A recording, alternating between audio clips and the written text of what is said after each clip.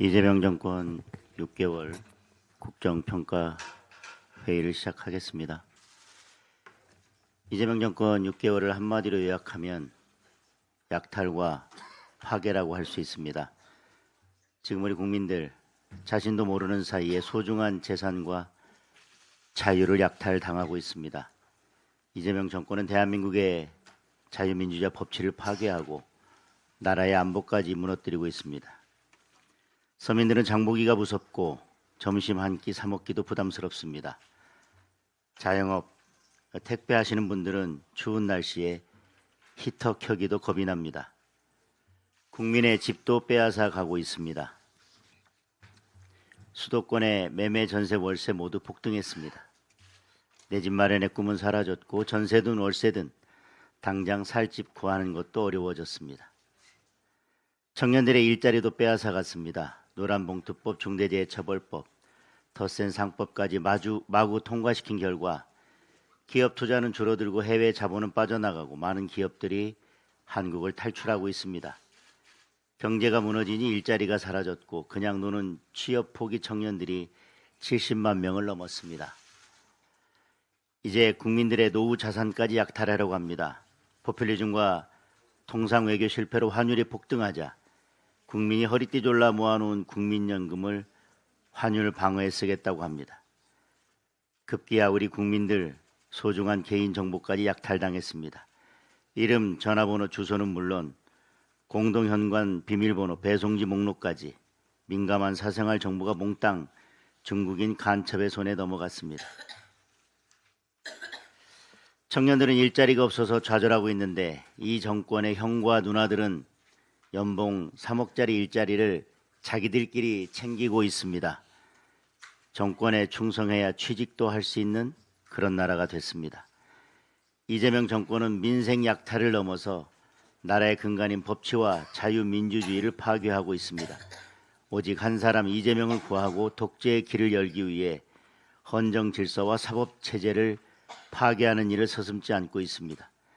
사법부를 겁박해서 이재명 피고 재판 5개를 모두 멈춰 세웠습니다.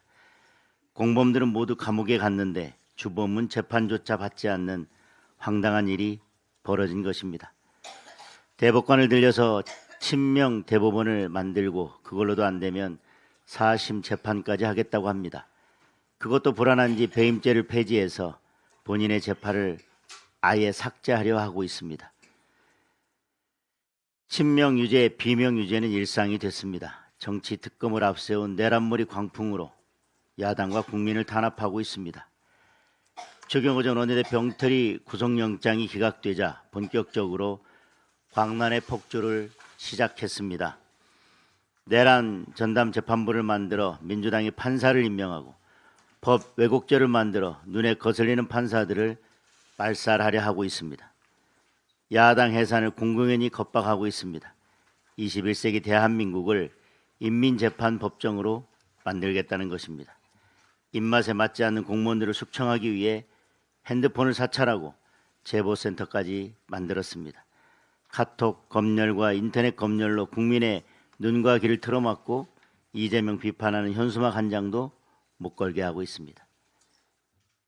이재명 정권은 우리 안보마저 무너뜨리고 대한민국을 간첩 천국으로 만들려 하고 있습니다. 50년 동안 한 번도 멈춘 적 없는 대북 라디오 방송을 꺼버렸습니다. 대북 전단 살포를 금지시키더니 대통령은 대북 전단 살포를 북한에 사과하겠다고 합니다.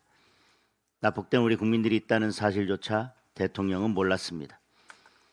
국정원 대공조사권을 폐지하고 한미 군사훈련도 축소한다고 합니다. 중국인 간첩들이 군사 기지를 찍어가고 개인정보를 탈취하는데도 간첩죄 개정을 가로막아왔습니다. 급기야 국가보안법 폐지까지 들고 나왔습니다. 이재명 독재 정권에는 민생 법치 안보가 없습니다. 당연히 이들의 관심사에는 대한민국의 미래도 없습니다. 오직 하나 국민 탄압과 이재명 구하기만 있습니다. 지금 대한민국이 겪고 있는 혼란과 갈등의 대참사는 정권의 무능과 실정이 만든 것입니다.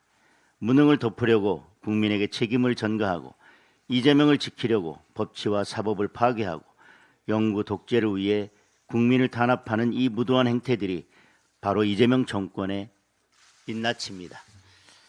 우리 국민의힘이 국민의 자유 완전을 지키고 대한민국의 법치와 헌정 질서를 지킬 마지막 방파제가 되어야 합니다.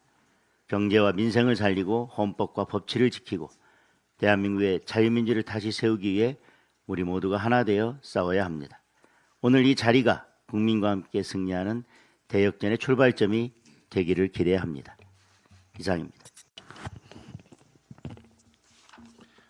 이재명 정권 6개월이 되었습니다. 혼용 무도의 골이 깊어지고 있습니다. 먼저 무엇보다도 경제가 걱정입니다. 특히 서민 경제의 주름이 깊어졌습니다. 노란봉투법, 덧센상법, 민생회복, 소비쿠폰 등 반기업, 반시장적인 경제정책들이 일방적으로 처리되었고 그 결과 기업들의 투자 의욕은 꺾였습니다. 1015 부동산 대책은 서민과 청년의 내 집 마련 꿈을 짓밟았고 전월세 가격 급등을 초래하고 있습니다. 관세 협상의 여파로 환율은 치솟아 올랐고 먹거리 물가와 기름값은 하루가 다르게 치솟아 서민들의 고통이 가중되고 있습니다. 그런데 이재명 대통령은 물가 상승 이유가 급격한 경제 회복세 때문이라는 황당한 주장을 합니다. 또한 집값 상승은 투기 세력 탓합니다. 환율 상승은 서학개미 탓합니다. 책임은 무조건 돌리고 회피하고 있습니다. 국민들은 이렇게 생각합니다. 호텔 경제학 수준의 경제 인식을 갖고 있으니 과연 경제 정책이 제대로 되겠냐라고 말씀하십니다. 둘째, 의문의 비선 실세, 김현지 실장의 국정농단은 나날이 커지고 있습니다. 역대 총무비서관 모두 대통령의 최측근이었지만 국회 국정감사에 출석하지 않은 사람은 지난 30년간 김현지 비서관 뿐입니다. 김현지 부속실장은 이제 장관 후보자 낙마 통보와 산림청장 등 주요 공직 후보자 추천뿐만 아니라 민간 협회장 인사까지 주무르는 인사농단의 최정점에 서 있습니다. 김남국 비서관만 꼬리 자르기식 사표를 냈고 김현지 실장은 여전히 존엄의 위치를 유지하고 있습니다. 김남국 비서관의 죄는 아마도 청탁을 전달한 죄가 아니라 존엄한 이름을 함부로 거론한 죄 아닌가 궁금합니다. 87년 민주화 이래 김현지 실장만큼 무소불위의 실세는 없었습니다. 역대 최강 실세입니다. 그런데 국민은 그 사람이 어떤 사람인지 기본적인 정보조차 모르고 있습니다. 국민들은 묻습니다. 김현지, 도대체 넌 누구냐? 셋째, 중국의 영향력 확대에는 눈을 감고 북한에는 굴종했습니다. 이재명 정권 들어 반미 시위는 허용하면서 반중 시위는 탄압하는 이중잣대로 우리 국민의 집회의 자유를 억압했습니다. 중국인의 부동산 투기와 건보 먹튀에는 눈 감으면서 상호주의 원칙을 스스로 포기했습니다. 중국인 무비자 입국 시행으로 치안 불안을 유발하고 있습니다. 쿠팡에서는 중국인 직원이 3천만 명이 넘는 우리 국민들의 개인 정보를 유출하는 사건이 생겨나고 있습니다. 한마디로 온 오프라인 모두 중국의 영향력 아래 잠식되는 것은 아닌지 국민들은 매우 불안해하고 있습니다. 그런데도 이재명 정권은 나 몰라라 침묵하고 있습니다. 또한 이재명 대통령은 북한의 처참한 인권 현실에 대해서는 철저한 무지를 드러냈습니다. 우리 국민이 10년 넘게 북한에 억류된 사실조차 금시초문이라 합니다. 북한이 인터넷 접속도 안 된다는 것도 모르고 있습니다. 한술 더 떠서 지난 75년간 6.25 남침, 천안함 폭침, 연평도 포격 등 우리 영토와 국민을 대상으로 한 직접적인 무력 침탈 행위에 대해서 단 한 번도 사과한 적이 없는 북한 김정은 정권에 대해서 대북 전단 살포를 가지고 사과하고 싶다라고 하는 안일한 인식을 드러내고 있습니다. 이재명 대통령께 국민들은 이렇게 묻고 있습니다. 대통령님, 대북 송금 사건 때문에 북한에 약점을 잡혀서 그러시는 건가요? 왜 이렇게까지 굴종해야 되는 건가요? 국민들의 질문에 답해 주시기 바랍니다. 넷째, 정치와 법치는 무너졌고 민주화 세력이라 자청하는 민주당과 정부에서 민주주의가 무너지는 역설의 현장을 목도하고 있습니다. 정부 여당은 선출된 권력의 우위 운운하면서 대법원장에게 무도한 모욕을 가하더니 대법관 정원, 사심제 도입, 내란 특별재판부 설치, 법 왜곡죄 신설 등 사법부의 독립성과 상권 분립을 파괴하는 위헌적인 행각들을 일방적으로 밀어붙이고 있습니다. 국회 법사위는 툭하면 야당 의원의 마이크를 끄고 퇴장 명령을 일삼는 독재자 추미애 위원장, 파렴치한 성추행범이자 거짓말쟁이 장경태 의원, 그리고 그 성추행범을 두둔하는 2차 가해범들로 가득 찬 성폭력범 보호위원회로 전락했습니다. 검찰은 정권 고위층의 외압을 받아 이재명 대통령이 설계한 대장동 비리 범죄자 일당에 대한 항소를 결국 포기했고 국고 환수해야 할 7,800억 원의 범죄 수익은 범죄자들의 주머니에 들어가 버렸습니다. 대통령은 대북 송금 사건 공범 이화영을 기소한 검사들을 감찰 또 수사하라면서 노골적인 보복을 지시했습니다. 그야말로 완벽한 범죄자 주권 국가가 되고 있습니다. 이재명 정권은 이와 같은 모든 실정을 은폐하기 위해서 야당 탄압 내란몰이가 아닌 듯합니다. 내란파리 공세로 일관해왔고 이제 낯지 운운하면서 내란파리에 더욱 박차를 가하겠다는 의지마저 밝혔습니다. 야당을 넘어서 교회, 군, 경찰, 검찰, 사법부, 나아가 공직사회 전체를 대상으로 내란파리 공작 정치를 하고 있습니다. 한마디로 공포 정치 시대입니다. 결국 지난 6개월 국가의 기본 시스템과 질서는 파괴되었고 국민은 피폐한 삶을 살고 있습니다. 혼용무도, 대한민국 자살 항로, 그것이 이재명 정권의 지난 6개월의 모습입니다. 이제 기본에서 다시 시작해야 합니다. 국민의힘은 대한민국 역사와 국민을 기망하는 거짓말 정권으로부터 나라의 미래를 지켜내는 대한정당, 정책정당으로서의 길을 걸을 수 있도록 최선의 노력을 다하겠습니다.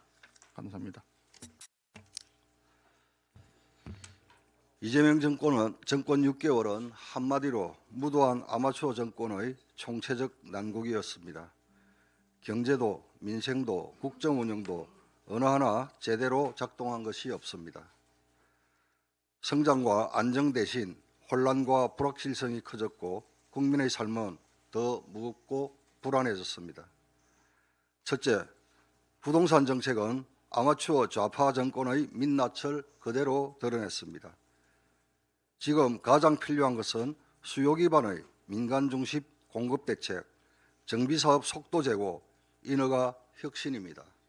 그러나 지난 6개월 동안 이재명 정권은 이 세 가지 중 어느 하나도 제대로 추진하지 못했습니다. 그 결과 실수요자들은 월세 시장으로 내몰리고 현금 없으면 임대주택에 살라는 말이냐는 자주 섞인 목소리까지 나오고 있는 상황입니다. 정부는 10.15 수요억제 대책을 즉시 폐기하고 재건축, 재개발 활성화를 통한 민간 중심 공급 대책을 마련해야 할 것입니다. 둘째, 경제, 재정 정책은 스태그플레이션만 부추겼습니다. 정부는 여전히 돈만 풀면 경제가 살아난다는 잘못된 사고에 머물러 있습니다. 13조 원 넘는 소비 쿠폰을 뿌렸지만 물가만 0.3에서 0.6%포인트 올리고 내수는 더 침체해졌습니다. 고환율, 고물가, 고금리, 삼중고를 방지한 채 성장, 투자 예산은 줄이고 법인세까지 올려 기업을 옥죄고 있습니다.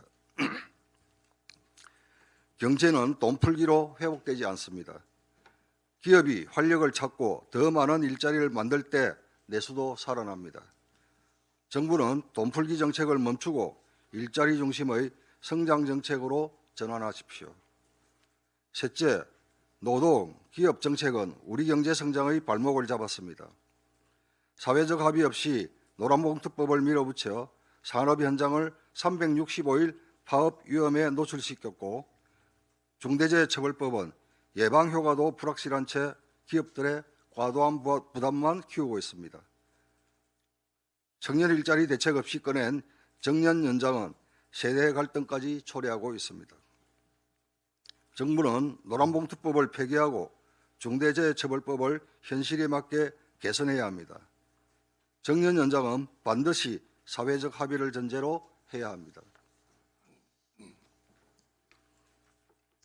넷째, 미래 전략은 사실상 실종되었습니다.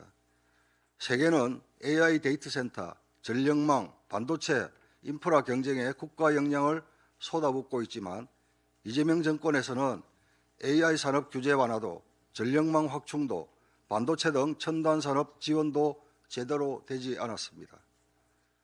정작 기업들은 정부의 로드맵이 없다며 투자 시기를 미루고 있습니다. 이제 정부는 반도체 등 국가 전략 산업 지원을 최우선 과제로 삼고 R&D 심사부터 입지, 인허가까지 투자 과정 곳곳에 쌓인 규제를 과감히 걷어내야 합니다. 아울러 연구개발 분야의 특성을 감안해 주 52시간 제도 탄력적으로 적용해야 합니다.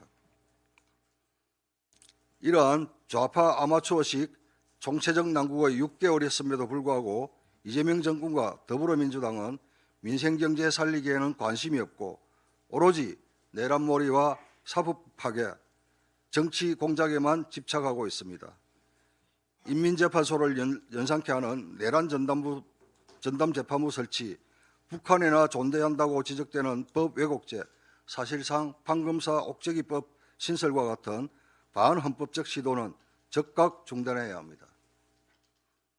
이제는 무책임한 정치 공작을 멈추고 민생으로 돌아오십시오. 국민의힘은 민생경제협의체를 통해 민생을 함께 챙길 것을 제안합니다. 기업을 옥죄는 노란봉투법 폐기, 현실과 동떨어진 중대재해처벌법의 합리적 개선, 반도체 특별법을 포함한 첨단산업 지원, 고환율, 고물가, 고금리 대책 마련 등 당장 손을 잡고 해결해야 할 과제가 산적해 있습니다. 지금은 내란몰이와 정치 공작을 끝내고 민생 경제를 살릴 시간입니다. 더불어민주당의 각성을 촉구합니다. 다음으로 우리 당 상임위원장님 및 간사님들의 이재명 정권 6개월을 평가하는 발언이 있겠습니다. 먼저 윤한홍 정무위원장님의 발언이 있으시겠습니다. 네, 윤한홍 정무위원장입니다. 참 우리 대한민국이 대통령이 감옥에 가지 않기 위해서 국가 시스템을 망가뜨리는 그런 대통령 보유국이 되었습니다. 부끄럽습니다. 정상적인 나라였다면 도저히 대통령이 될 수 없었던 분이 국회를 이용한 방탄, 또 수많은 변호사들을 이용한 재판을 미뤄서 대통령이 되었습니다. 이제 대통령이 되고 보니 오로지 퇴임 후에 감옥 가지 않는 것이 제일 국정 목표가 된 것 같습니다. 이를 위해서 국가 시스템을 망가뜨리는 어처구니 없는 그런 나라가 되어가고 있습니다. 지난 6개월이 그것을 잘 보여주고 있습니다. 그러나 한편 우리 당에 대한 국민들의 비판도 만만하지 않습니다. 이 사법농단, 국정농단을 아무리 저지르고 대장동 항소를 포기하는 정말 상상 밖의 행동을 해도 대통령 지지율이 60% 가까이 갑니다. 우리 당 지지율은 꽈락 수준에서 변동이 없습니다. 왜 그렇겠습니까? 우리 당에 대한 비판, 우리가 비판할 자격을 갖추지 못했다고 판단하는 그런 국민들이 더 많기 때문입니다. 어이없는 계엄을 하고 상상할 수 없던 일이었죠. 그 계엄이 이재명 대통령을 만들어준 것입니다. 그런데 그런 비상계엄에 대해서 잘못했다는 인식을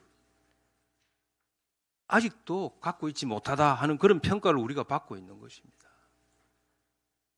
똥 묻은 개가 겨 묻은 개 비판하는 꼴이니 우리가 아무리 이재명 정부를 비판해도 국민들 마음에 다가가지 못합니다.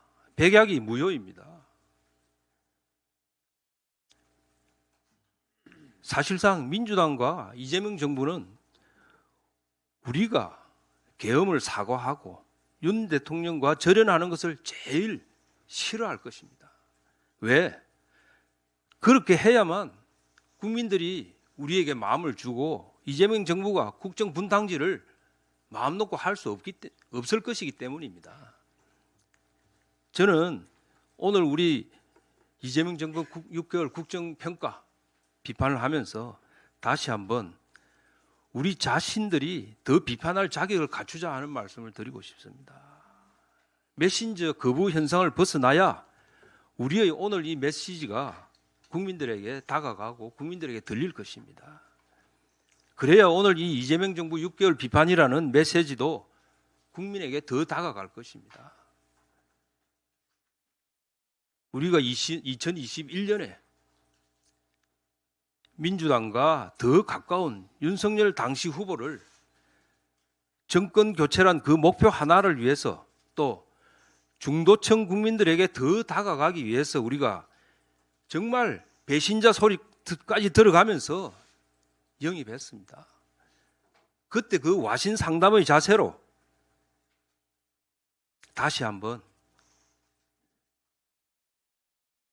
윤석열 전 대통령과의 인연, 골수 지지층의 손가락질 다 벗어 던지고 계엄의 굴레를 벗어나자 하는 말씀을 드리고 싶습니다. 국정마비가 계엄의 원인이다. 이런 얘기 더 이상 하면 안 된다고 저는 생각합니다. 이런 논리로 계엄이 정당화될 수 없습니다. 아무리 그래도 계엄은 선택할 수 있는 대안이 아니었습니다. 계엄을 벗어 던지고 그 어이없는 판단의 부끄러움을 국민에게 사과해야 합니다. 그래야 우리 당이 살고 우리 당이 살아야 대한민국이 사는 것입니다. 지지율도 오를 것입니다.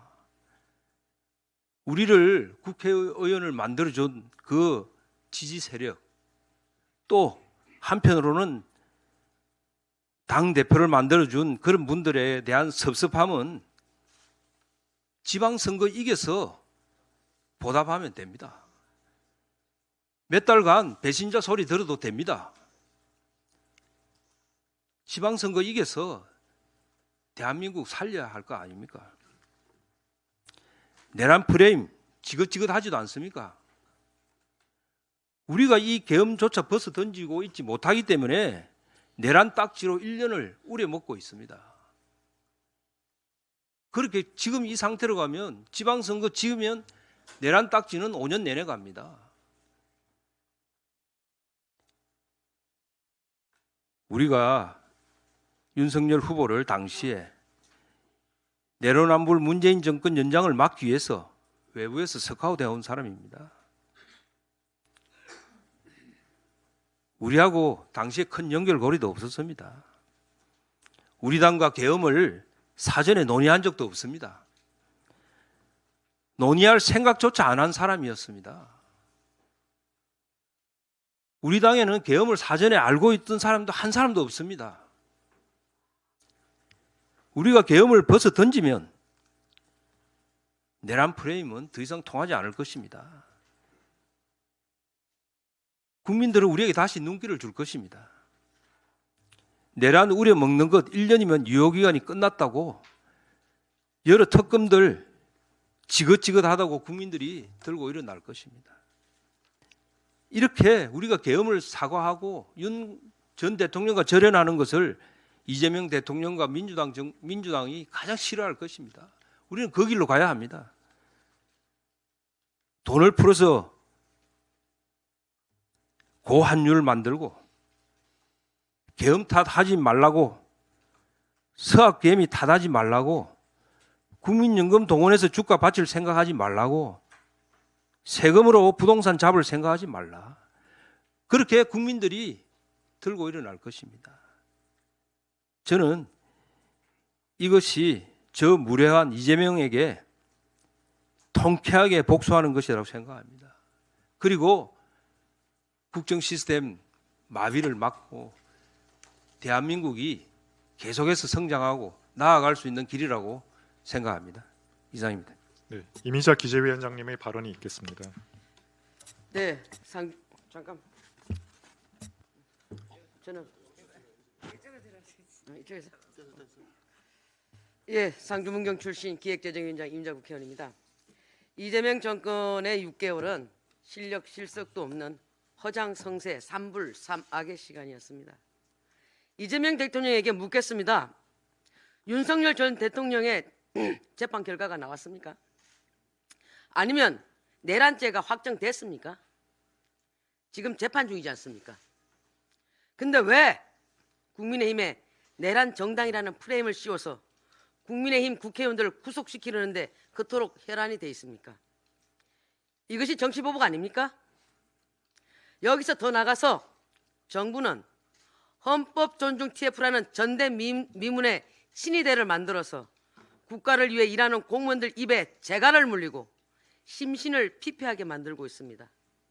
야당을 탄압하고 공무원을 줄 세워서 일당 독재로 가겠다는 거 아닙니까? 그럴 시간에 인사농단, 국정농단, 김현지부터 철저히 관리하십시오.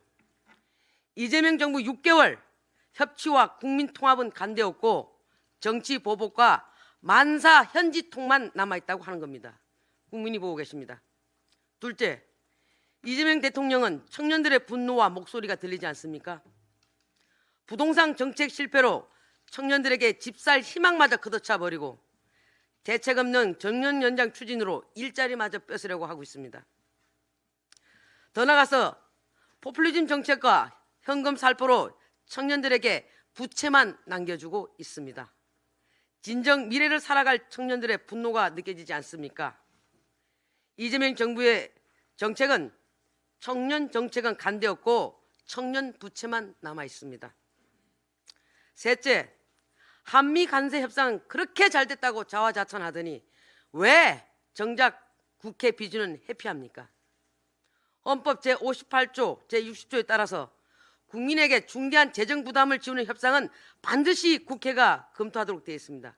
그런데 왜 대미투자특별법을 일방 발의해서 한미전략투자공사를 새로 만들겠다고 합니까? 이미 한국산업은행, 한국수출입은행, 한국무역보험공사, 한국투자공사가 있는데 또 다른 공사를 세우는 이유가 무엇입니까? 만사현통, 만사현지통, 현지문화를 통해서 측근들을 내리꽂고 대장동 시즌2를 하겠다는 거 아닙니까? 그리고 김용범 정책실장 잘 들으십시오. 권력에 취해서 국회 운영에서 보인 아나무인 추태를 국민들께서 똑똑히 보셨습니다. 그 시간에 고환율, 고물가나 해결하십시오. 정부가 그렇게 떠받드는 한미 간세 협상, 국익은 간대없고 고물가, 고환율만 남아 있습니다. 이러니 빈수레가 요란한 정부란 소리 듣는 거 아닙니까? 끝으로 이재명 대통령과 민주당에 경고합니다. 당신들이 권력에 취해 있을수록 국민은 반드시 심판할 것입니다. 존경하는 국민 여러분, 우리 국민의힘도 더 민생을 끝까지 챙기고 더 열심히, 더 반성하고 더 잘하겠습니다. 지켜봐 주시기 바랍니다. 감사합니다. 김석기 외통위원장님의 발언이 있겠습니다. 예, 지난 6개월간 그 이재명 정권의 외교도 말 바꾸기, 국민을 호도하는 거짓 외교로 점철되어 왔습니다. 제가 몇 가지만 말씀드리겠습니다. 우선 그 한일 외교에 있어서 그 윤석열 정부 때의 한일 외교를 당시 이재명과 민주당은 굴욕 외교, 매국 외교라고 비난을 했습니다. 지금 현재 이재명 정부의 대일 외교의 기조는 윤석열 정부 때와 달라진 게 아무것도 없습니다.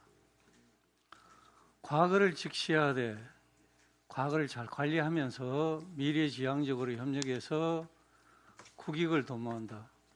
윤석열 정부 때나 지금이나 외교 기조가 달라진 게 아무것도 없습니다.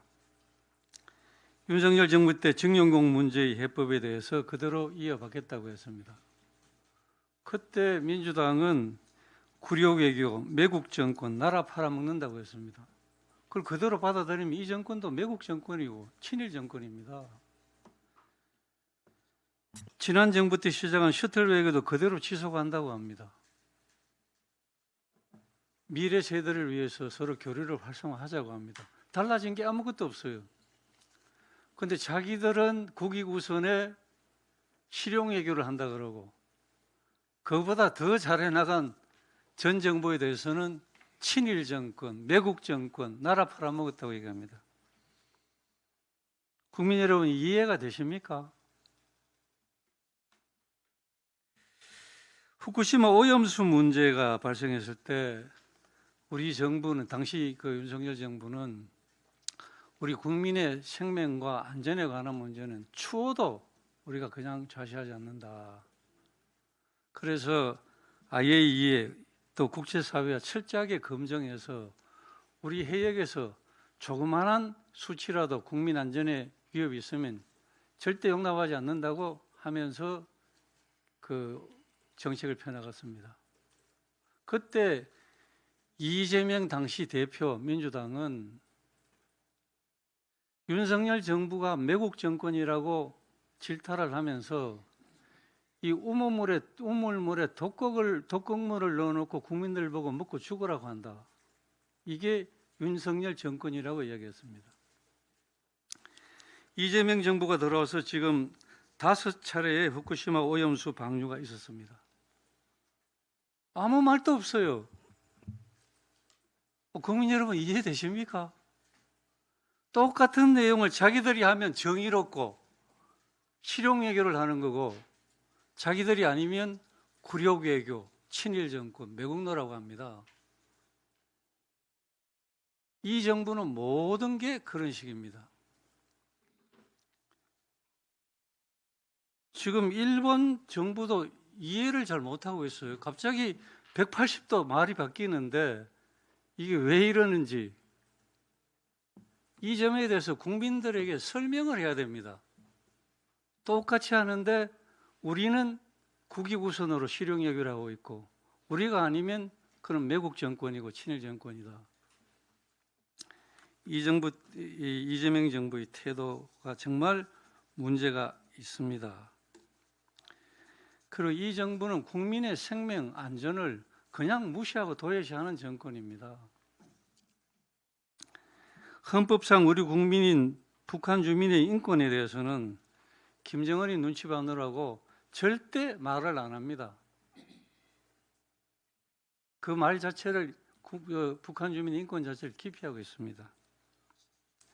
우리 국민의 생명 안전에 대해서도 놀라울 정도로 무책임한 태도를 보이고 있는 것이 이재명 정권입니다. 여러분 엊그제 보셨지 않습니까? 대통령이 외신 기자 간담회를 하는 중에 미국 기자가 대통령한테 북한에 잡혀있는 한국 국민이 석방을 위해서 어떤 노력을 할 것인지에 대해서 물었습니다. 대통령이 그런 일이 있으나 나 모른다고 이야기했습니다. 처음 듣는 얘기라고 했습니다. 이 문제는 국내에서는 물론이고 유엔 등 국제사회에서도 오랫동안 이 문제가 심각하게 거론된 내용입니다. 대통령이 외신 기자들 앞에서 모른다고 하니까 다들 외신 기자들이 충격받았습니다. 이게 뭐냐? 다시 말하면 이재명 대통령은 국민의 안전이나 인권에 대해서 관심이 없는 겁니다.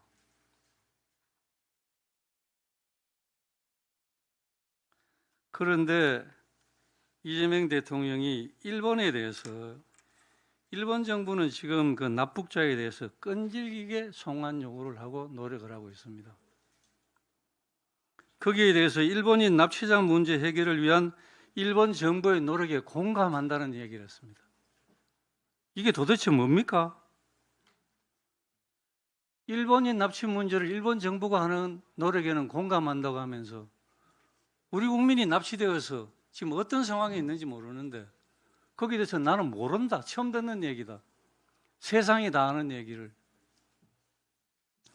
지금 이재명 대통령과 이재명 정부의 인권의식이 바로 이런 겁니다. 지난번 캄보디아 사태도 저희들이 수차례 수없는 지적을 했습니다. 우리 국민 수백 명이 지금 안위를 모른다. 납치당해서 고문을 당하고 있는지 폭행을 당하고 있는지 계속 살려달라는 구출을 가족들이 호소하고 있는데 우리 정부는 수개월 동안 관심조차 안 보였습니다.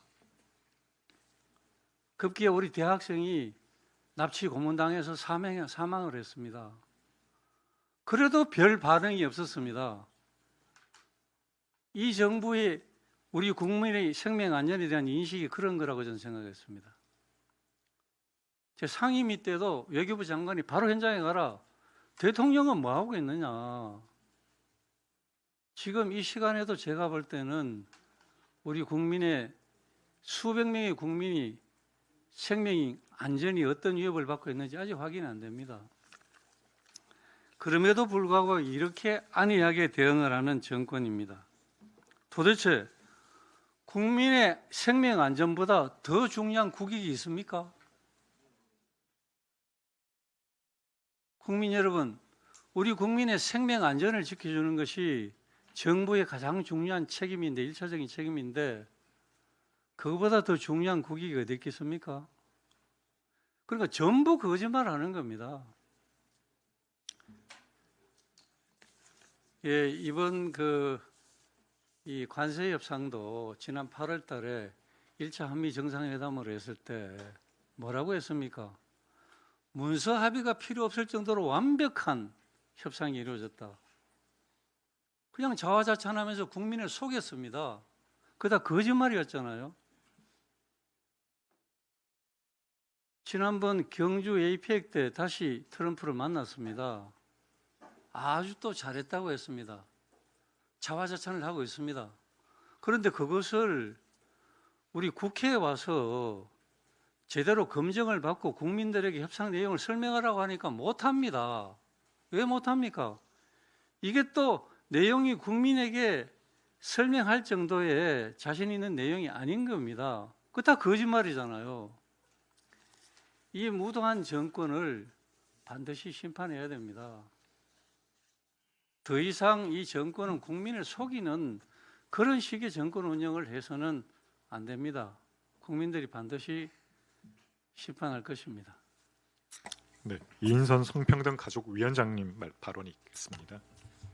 예, 성평등 가족위원장 이인선입니다. 이재명 정부는 조직 개편의 급조로 여성가족부의 이름을 성평등가족부로 바꿨습니다. 하지만 국민은 허울뿐인 간판 교체를 원한 적은 없습니다. 그리고 문제는 이름이 아니라 여전히 정책이 특정 이념에 갇혀 있다는 겁니다. 자, 이번 개편은 단순한 명칭 변경이 아니라 권한 확대를 위한 정책 전환이 있어야 되는데 그건 실제로 사라졌습니다. 그래서 이념 중심의 성평등 사업으로 흐르고 있다는데 심각한 문제가 있습니다. 더 큰 문제는 여러분들 다 기억하시겠지만 조직을 책임져야 할 장관의 자질이었습니다. 갑질 논란을 일으킨 강선우 후보자에 이어서 원민경 장관 역시 민변 출신으로서 인사청문회 때 피해 호소인 표현은 적절하지 않다고 말했지만 민주당 윤리규범에 남아있는 피해자 호소인 용어 삭제를 권고할 의향은 없다고 답했습니다. 성평등은 정당 이념을 떠나서 동일한 기준으로 적용돼야 할 것은 상식인데도 말입니다. 이러니 아직도 장경태 여성성 문제가 끊임없이 이어지고 있습니다. 정책 방향도 문제입니다. 첫 번째, 성평등이라는 개념에 대해서 아직 충분한 사회적 논의와 합의가 부족합니다. 일부 시민단체와 종교계에서는 급진적인 성평등 정책이 전통적 가치와 가족 개념을 훼손할 수 있다고 지적하고 있습니다. 동성애, 낙태, 약물 허용 같은 게 여기에 해당이 됩니다. 둘째, 이름에는 가족이 들어가 있지만 실제 정책에서 가족은 뒤로 밀리고 있습니다. 출산, 돌봄, 청소년 보호는 부처의 핵심 역할이어야 합니다. 그러나 성평등 의제에 밀려서 가족 정책이 후순위로 될 가능성이 높습니다. 세 번째, 이관한 여성 노동 정책이 약화되고 있습니다. 오히려 여성 고용 정책이 축소되면서 경제적인 권리가 사각지대로 밀려났다는 비판이 나오고 있습니다. 이것은 바로 정책적인 모순입니다. 넷째로 성평등을 내세워 젠더 갈등을 확대하는 구조로 흘러가고 있습니다. 역차별 논란을 명분으로 삼아 갈등을 키운다면 성평등은 국민 통합이 아니라 사회 분열의 도구가 될 수 있습니다. 정부가 이러한 갈등을 방치한다면 부처의 존재가 사라집니다. 책임을 보이고 싶다면 이름이 아니라 정책으로 보여줘야 할 때입니다. 국민은 간판을 기억하지 않습니다. 다만 국가가 국민을 지키지 않는 것은 끝까지 기억할 것입니다. 저희 성평등 가족위원회 국민의힘 의원들은 끝까지 책임 있게 바로잡도록 하겠습니다. 이상입니다. 네, 다음으로 간사님들의 발언이 있겠습니다. 먼저 김은혜 정책수석님의 발언입니다. 네, 정책수석입니다. 제가 대장동 기자입니다.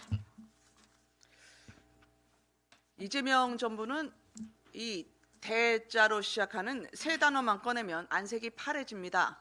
대장동, 대북 송금, 그리고 대통령실 현지죠. 이 3대를 과거 막느냐고 미래를 놓친 6개월이었습니다. 26년도 예산에서 월세 내몰린 청년들 최소한 전세라도 살게 해주자 청년주거 특별대출 3천억 원을 요구했지만 돌아온 답은 민주노총 전세 전환자금 51억 원이었습니다. 아무리 공정한 척해도 정부 본심은 곳간 열댄 들키는 거죠. 미래세대 예산 토론에서 내 편에 털어준 겁니다. 이 정부에선 늘 기득권 노조가 우선순위, 청년은 후순위였습니다. 우리나라 청년 학자 2명의 논문이 그런데 요즘 이때와 맞물려서 국내외에서 주목받고 있습니다. 은퇴 연령인 65세 시점에 자가주택 보유 가능성을 분석해 보니까 지금 35살인 청년은 40년 전에 35살이었던 어른들보다 10%포인트나 집을 못 갔습니다. 내 생에 내 집은 없을 거라고 낙심한 청년들이 노동력을 잃고 위험 투자에 뛰어드는 걸 철없다고 나무라기만 할 게 아니라 적어도 내 집 마련은 같은 출발선에 설 수 있도록 기회를 제공하는 표적 지원금이 필요하다고 청년 연구원들은 결론을 내렸습니다. 내 편만 챙기는 이 정부에서 우리 청년들은 약자입니다. 약자의 목소리를 듣는 정책 세미나 시리즈를 다음 주 월요일에 시작합니다. 첫 번째 토론회는 청년 노조들의 목소리를 중심으로 현장의 문제와 대안을 직접 들을 예정입니다. 청년의 절망을 먹고 사는 나라엔 희망이 없습니다. 정부가 등 돌린 청년들의 대변인은 국민의힘이 대신하고 답을 내겠습니다. 이상입니다. 네, 운영위 간사님의 발언이 있겠습니다. 네, 운영위 수석이자 운영위 간사 유상범입니다. 장경태 의원의 성추행 의혹 사건은 이제 더 이상 의혹 수준이 아닙니다. 어제 피해자는 직접 뉴스에 출연해 1년 전 국감기간 술자리에서 장경태 의원에게 신체 여러 부위를 추행당했다는 사실을 분명히 밝혔습니다. 단순한 기억이 아니라 당시 남자친구의 영상 촬영과 동석 비서관들의 확인까지 있었다고 증언했습니다. 장경태 의원이 악의적 편집이라고 주장한 음성도 피해자는 명확히 제 목소리며 안 돼요라는 말까지 녹음되어 있다고 반박했습니다. 또한 피해자는 1년이 지나 고소한 이유에 대해 가해자 측의 신상불이익 협박, 국회의원이라는 권력에 대한 두려움, 그리고 최근 해당 자리 선임 비서관에게 반복적으로 성폭행을 당했고 다른 여직원에 대한 성범죄 의혹까지 들었다며 더 이상 피해자가 늘어서는 안 된다고 판단했다고 말했습니다. 무엇보다 더 심각한 것은 장경태 의원이 이 사건을 데이트 폭력으로 왜곡하며 전형적인 2차 가해를 반복하고 있다는 점입니다. 피해자는 전혀 사실이 아니며 오히려 이를 무마하기 위해 남자친구의 항의를 데이트 폭력으로 둔갑시키는 것이라고 이야기했습니다. 심지어 피해자는 또 다른 성추행 가해 의혹이 있는 해당 선임 비서관이 장경태 의원의 뜻이라며 장경태 의원의 성추행 사건 의혹 보도를 무마시키려 했다는 사실까지 밝혔습니다. 이 모든 정황은 단순 의혹을 넘어선 권력형 성범죄와 조직적 은폐 시도의 흔적입니다. 장경태 의원은 더 이상 책임을 피할 수 없습니다. 국회의원으로서 한 명의 인간으로서 최소한의 양심이 있다면 지금 즉시 사퇴하십시오. 더불어민주당 역시 공당이라면 즉각적인 제명 절차에 착수하는 것이 국민 앞에 최소한의 도리입니다. 마치겠습니다. 네, 조정훈 간사님입니다. 예, 교육위원회 간사 조정훈입니다. 이재명 정권 6개월 만에 대한민국 교육이 혼돈의 길에 빠져들었습니다. 다들 기억하실 겁니다. 이해찬 세대. 한 과목만 잘하면 된다. 이 달콤한 진보 교육의 모토에 입시 제도를 완전히 무너뜨린 경험을 우리는 아직도 하고 있습니다. 그런데 지금 이재명 정부는 그 실패를 반복하고 있습니다. 문재인 정권이 만든 고교 학점제입니다. 학생과 학부모 10명 중 7명이 폐지해야 한다고 합니다. 과목 선택권을 준다고 고등학교를 대학으로 만든다고 했지만 실제로 그 선택권을 채점한 학생은 10명 중 1명뿐입니다. 그래서 급기야 국회엔 학부모님들의 고교 학점제 폐지 국민청원까지 올라온 상태입니다. 더 큰 문제는 고교 학점제로 인해서 이런 여러 가지 불안이 격차를 더 벌리고 있습니다. 이제는 입시뿐만 아니라 고등학교 3년 동안 어떤 과목을 들어야 될지에 대해서 우리 학부모들은 사교육, 비싼 컨설팅을 받기 시작했습니다. 과연 이게 대한민국 교육이 바로 간다고 보십니까? 서울에서만 올해 2,500명의 고등학교 학생이 자퇴를 했습니다. 그리고 자퇴의 물결은 번지고 있습니다. 그런데도 교육부 장관이란 분은 고교 학점제가 빠른 속도로 정착되고 있다고 합니다. 그러겠지요. 고교 학점제가 마음에 안 든 학생들이 자퇴하고 있으니 남은 학생들만 데리고 교육을 하겠다는 생각일 수도 있을 것 같습니다. 저는 이것보다 더 큰 문제는 교육의 혼란의 앞에서 리더십이 상실된 것입니다. 이재명 정부는 교육부 장관 후보 이진숙 후보의 낙마 이후 급하게 급조해서 자격 미달의 정교조 출신 장관을 세웠습니다. 그리고 교육의 최우선 과제를 교사들의 정치 개입으로 포장합니다. 고교 학점제로 불안과 혼란에 빠진 학생들은 외면받고 있는 것입니다. 저는 교육위 간사로서 이재명 정부에 요구합니다. 첫째, 고교 학점제를 전면 재검토하십시오. 필요하다면 중단하고 학생을 중심해서 다시 시작해야 합니다. 둘째, 정교조 허수아비 장관으로는 교육을 바로 세울 수 없습니다. 교육 리더십을 회복하십시오. 셋째, 입시를 절대로 흔들지 마십시오. 아이들을 진보 이념 실험의 희생양으로 만들지 마십시오. 입시 정책의 오판은 한 사람의 인생 전체를 망칠 수 있습니다. 우리는 이미 한 세대의 실패를 경험했습니다. 절대로 이해찬 세대 시즌2를 만들 수는 없습니다. 저희 국민의힘 교육위는 절대로 이 상태를 방치하지 않고 끝까지 책임을 묻도록 하겠습니다. 감사합니다. 네, 차영도 간사님 발언입니다. 네, 과학기술정보방송통신위원회 국민의힘 간사 최영두입니다. 광복 80주년 전 세계가 부러워하는 대한민국의 기적을 이루어온 국민들에게 면목이 없습니다. 이재명 정권은 이제 자유민주주의 시장경제의 근본인 법의 지배, 법치, 상권 분립을 허물어뜨리려고 합니다.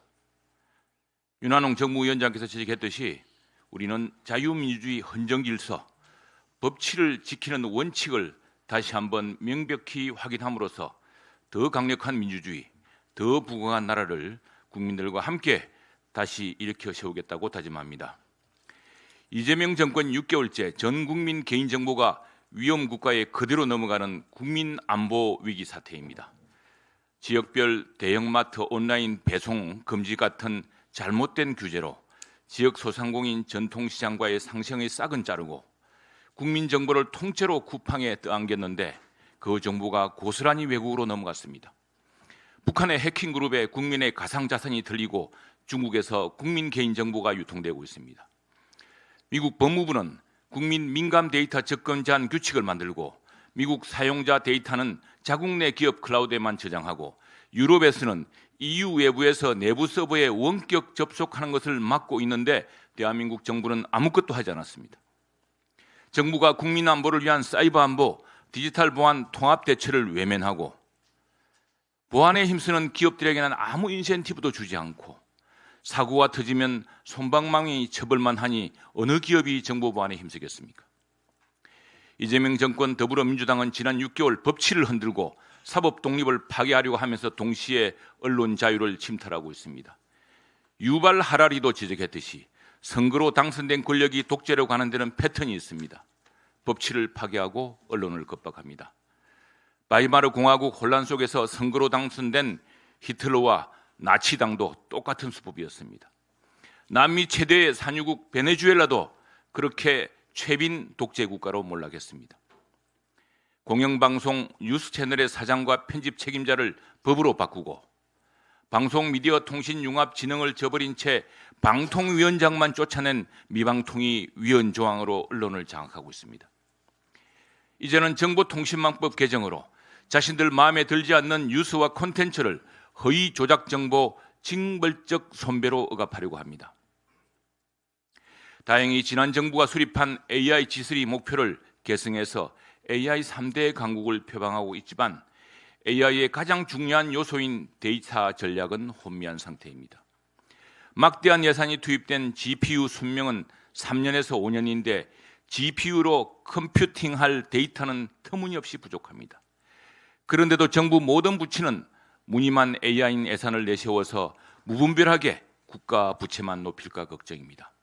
국민의힘은 AI 클라우드 시대, 세계에서 가장 잘 디지털화된 국민 정보를 지키는 국민 안보, 언론 자유, 진정한 AI 3강 국가 목표를 이루기 위해 정확하고 신속한 정책을 힘차게 추진하겠습니다. 네, 박정아 먼저 서범수 행안위 간사님 발언이 있으시겠습니다. 행안위 간사 서범수입니다.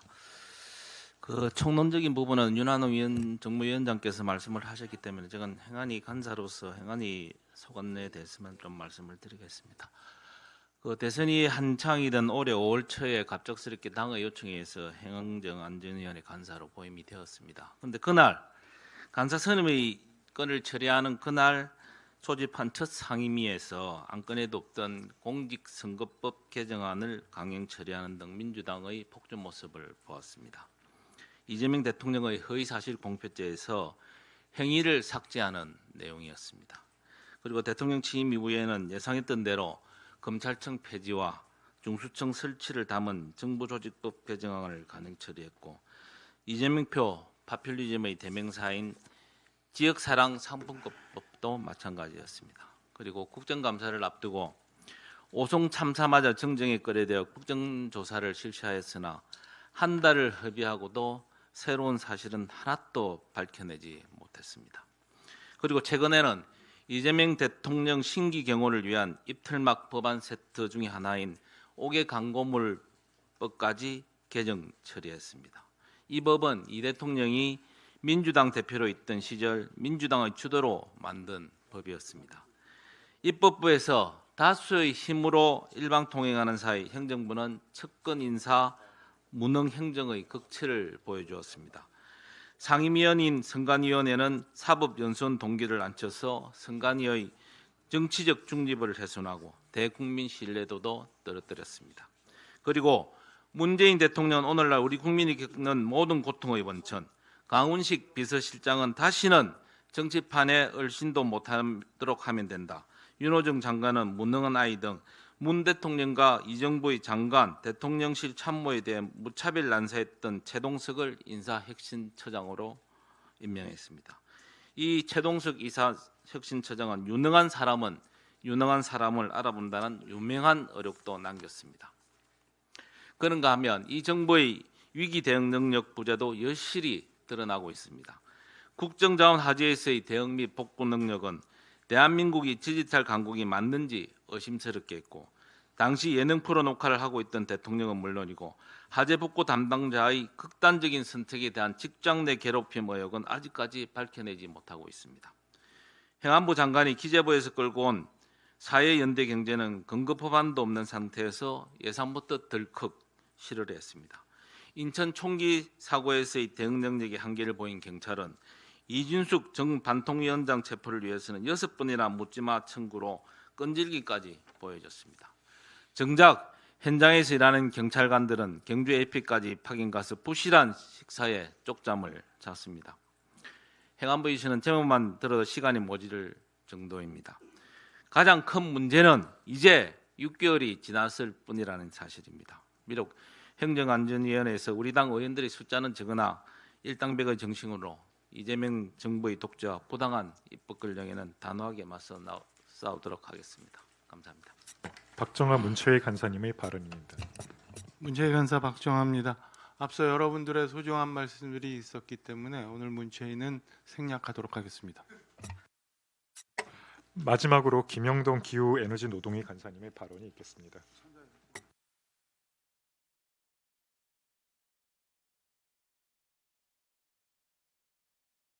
네, 짧게만 말씀드리겠습니다.